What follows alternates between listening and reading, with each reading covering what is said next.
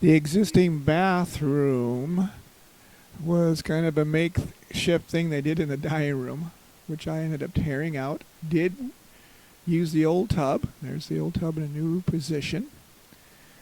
And it's a process. It took a little time, but brand new door.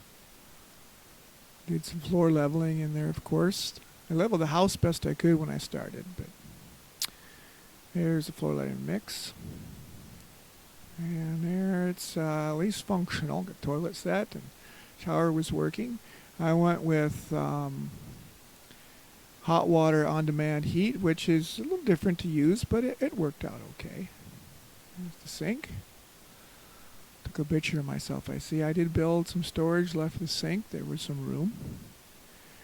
Toilet area was tiny, but really wasn't much of an option. The house is small, and that's just the way it was.